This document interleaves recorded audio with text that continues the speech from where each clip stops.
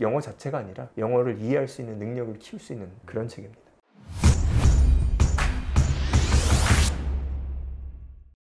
다음은 영어 책이죠. 영어 책으로 영어를 배우는 책이지요. 어떤 걸 소개해 주실 건가요? 영어로 영어를 영어 자체를 배운다는 게 어려워요. 선생님도 전공을 하셨겠지만 전공 안 한 사람들의 입장에서 어렵잖아요. 언어 자체를 배워야 되는데 어떻게 시작할지, 그리고 아이들이 이거를 어디서 시작할지가 어려워요. 영어 언어 같은 거, 책 같은 거 보면은 일반인도 접근하기 어렵잖아요. 그렇죠. 이걸 좀 쉽게 접근할 수 있는 방법을 가진 몇 가지 책이 많진 않아요. 이 책으로 시작을 하는 게 좋아요. 옥스퍼드 북1 시리즈인데요. 4라고 돼 있는데 4보단 좀 어려워요. 1부터 6까지 있잖아요. 1부터 이제 단계별로 하는데 일반적인 레벨 4 시리즈보다는 사실은 어려워요. 애들이 접근하기는. 아주 쉬운 책은 아니다. 내용 자체가. 영어에 대한 역사가 써 있어요. 영어는 어디서 왔고 어떤 사람들이 처음 얘기를 했고 어떤 과정에서 어떤 언어들이 섞여 있는지를 얘기를 해줍니다. 영어 같은 경우는 왜 이렇게 라틴어가 많이 섞여 있고 그리스어가 섞여 있고 독일말도 섞여 있고 문법 자체도 그런 영향 때문에 섞여 있잖아요. 스펠링도 다 틀리고 그런 질문에 대한 답을 이게 해줄 수가 있습니다. 그런 동시에 어근에 대한 내용을 자연스럽게 더 배울 수 있는 그런 책이 이 책이에요. 어근 같은 거에 대한 이해만 많이 가져가도 영어 학습할 때 큰 도움이 될 것 같아요. UN 이건 아니야 하고 외우는 게 아니라 어디서 왔고 이런 과정 때문에 이런 게 있고 이렇게 만들어졌구나 하는 배경 지식이 좀 있으면 오래 남잖아요. 머릿속에서 이제 그림이 그려지고 위치가 선정이 되고 정리가 되기 때문에 이 책으로 영어에 대한 시작을 할 수가 있겠다라고 보고요. 그 다음에 제가 추천드리는 책은 이 책입니다.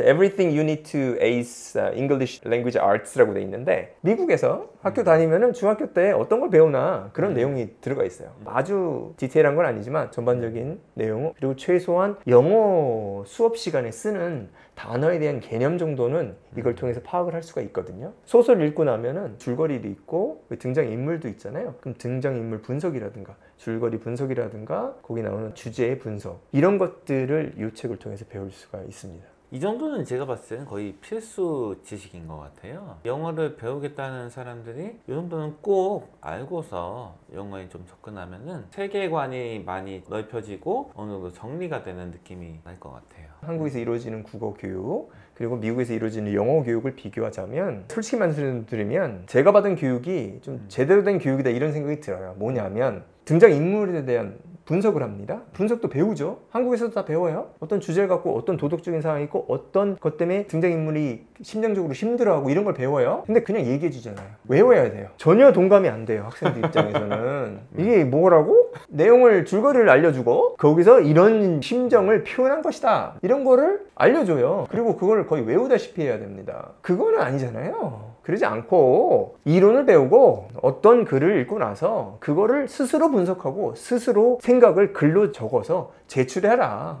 아니면 얘기를 해라. 아니면 시험 볼 때도 자기의 생각을 적어라. 이렇게 해야 되잖아요. 수능에 어떤 시가 나왔는데 그 시를 쓰신 분이 그 문제 풀어봤는데 틀렸어요. 아니 나는 이 의도로 쓴 게 아닌데 왜 이 의도를 강요하는 거야? 그러면은 안 되잖아요. 제대로 하면은 많이 생각해야 되거든요. 주인공들이 몇 명 나와가지고 이거 뭐 어떻게 된 거지? 막 생각해야 되고 평소에 이런 생각이 없이 그냥 글을 읽다가 질문이 던져지니까 대답은 해야겠으니까 막 열심히 생각하고 그러다 보면은 글에 대한 이해가 높아져요. 그리고 또 글이 또 재밌어지고요. 그래서 다면적으로 글을 공부할 수 있는 기초를 가져다 줄 수 있는, 물론 이 책을 배우면서 제가 말씀드린 기회, 글에 대한 자기의 생각을 표현할 수 있는 기회를 같이 가져가면 좋죠. 그것이 인문학에 공부하는 큰 이유 중에 하나니까요. 그 다음 책은요, The Elements of Style 이라는 책이 있어요. 유명한 책이죠. 은색의 얇은 책인데요. 저의 동문이라고 하면 동문일 수 있는 E.B. White, 샬롯 웹 쓰신 분이죠.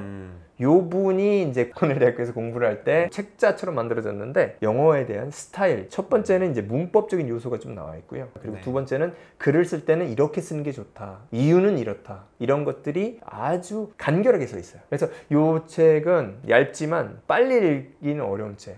그냥 빨리 읽으면 한 3시간, 2시간이면 읽어요. 후루룩 넘기면. 근데 그게 아니고 음미해서 천천히 읽을 수 있는 책. 한 번에 뭐 한 5조 이렇게 읽고 잠깐 얘기하고 정리하고 이걸 좀 하면은 좋은 책입니다. 메타적인 요소가 있어요.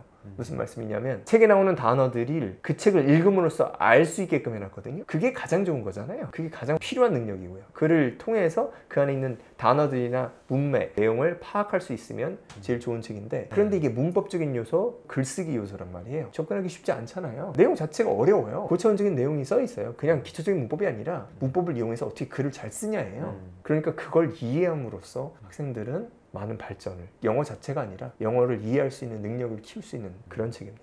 한국에서 공부하는 친구들이 일정 수준 이상에 도달하면은 그때부터 약간 좀 재미가 없다고 느끼는 게, 그 이상으로 치고 나갈 수 있는 교재가 별로 없어요. 맨날 봤던 거, 비슷한 거, 시중에서 흔히 구할 수 있는 이 책들은 잘 팔리는 거는 엄청 찍어대기 때문에 다 똑같아요, 실은. 근데 이런 책을 보면은 달성해야 될 분야가 아직까지 많이 있구나라는 거를 생각하고 고민하고 꼬리를 물고서 발전시킬 수 있는 계기를 제공해주는 그런 책일 것 같네요. 마지막 추천드릴 책은 On Writing Well 이라는 책인데요. 작가는 진서라는 분이 썼는데, 제가 생각하는 과정에서는 어느 정도 마무리격 책이다. 왜냐하면 저는 이제 선우가 분명히 필요하다고 생각을 해요. 아이들이 글을 잘 쓰는 게 중요하죠. 그럼 처음부터 글 잘 쓰는 매뉴얼을 딱 준다? 안 돼요. 필요성이 있어야 돼요. 그리고 무슨 얘기인지를 몰라요, 처음에. 자기가 글을 여러 개를 써보고 선생님한테 기초적인 걸 배웠는데 고생을 해봐야 돼요, 사실은. 글 쓰는 게 굉장히 어렵잖아요. 어렵다는 걸 인지하고, 아, 나 글 쓰는 거 진짜 어렵네.